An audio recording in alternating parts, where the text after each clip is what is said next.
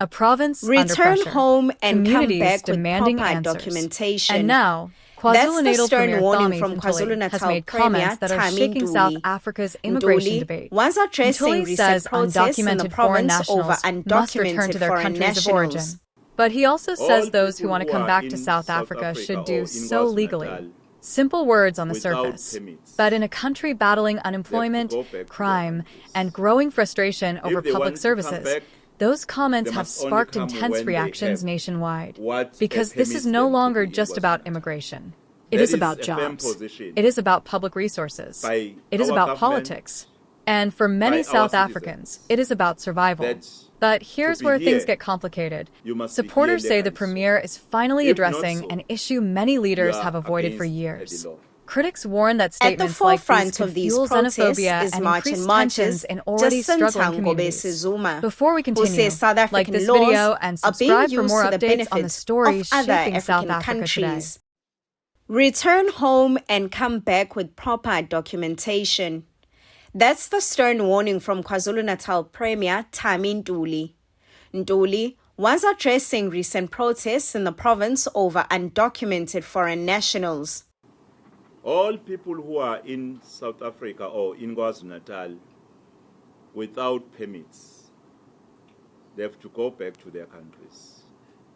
If they want to come back, they must only come when they have what permits them to be in KwaZulu-Natal.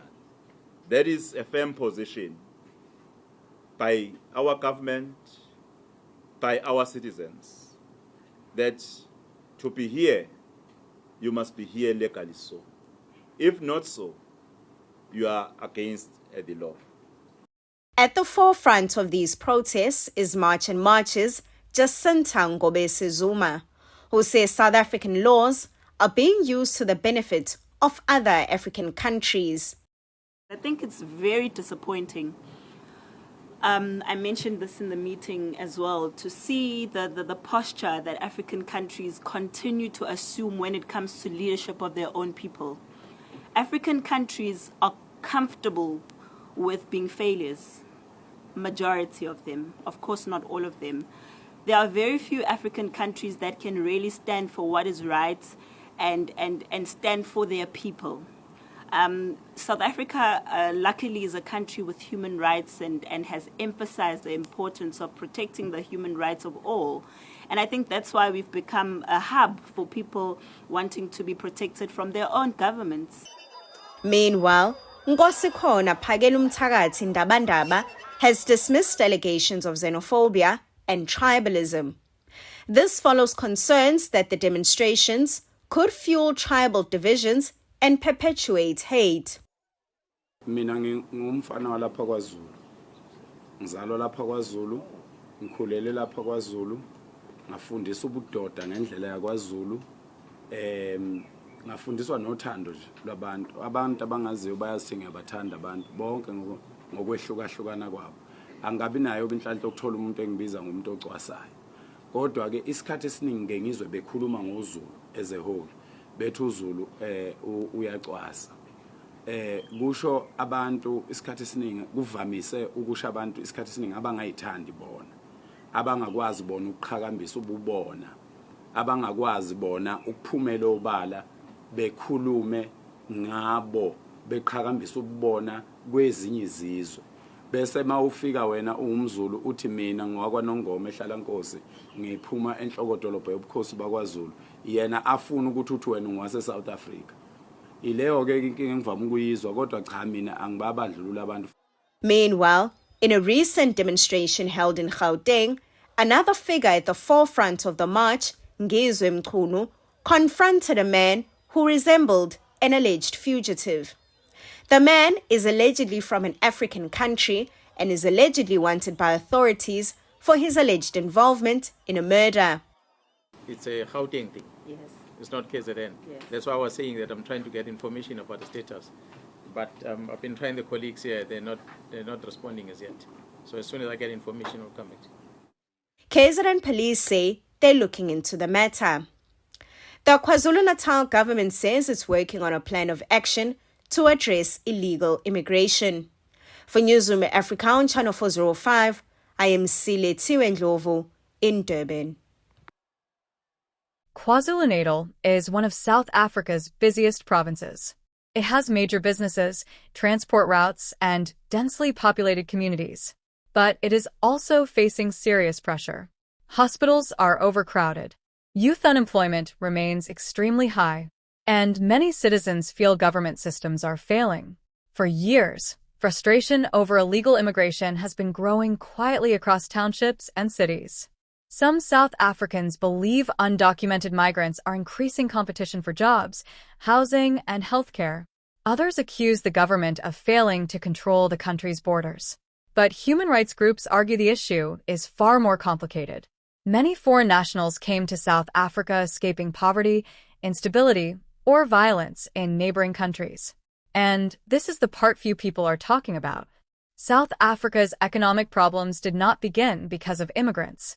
The country has struggled for years with corruption, weak governance, unemployment, and service delivery failures. Critics say migrants are often blamed for problems caused by deeper political and economic failures. Still, public anger continues to grow. That is why Ntuli's comments immediately triggered national debate. Speaking during a briefing about illegal immigration in KwaZulu-Natal, the premier made it clear that undocumented foreign nationals should return home and follow legal processes if they wish to re-enter South Africa. What happened next raised serious questions. Social media exploded with reactions. Some users praised Ntuli for speaking the truth. Others accused political leaders of using migrants as scapegoats while avoiding responsibility for unemployment and poor governance.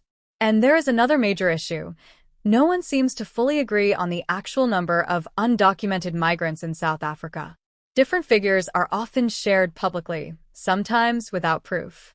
That confusion creates fear, misinformation, and growing tension in communities already struggling economically. But here's where things get disturbing.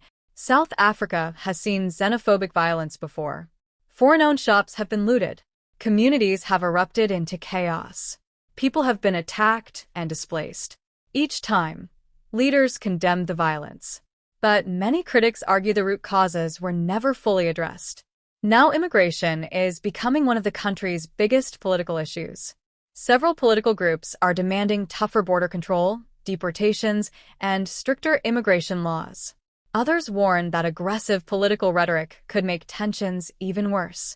And this debate is no longer staying inside Parliament. It is moving into communities, workplaces, clinics, and schools. At the same time, many undocumented migrants are deeply connected to South African society. Some have lived in the country for years. Some run businesses.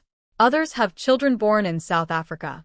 That makes the issue far more complicated than many political speeches suggest.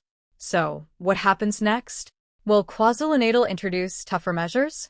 Will the national government increase immigration enforcement? Or will this debate continue growing until another major crisis erupts?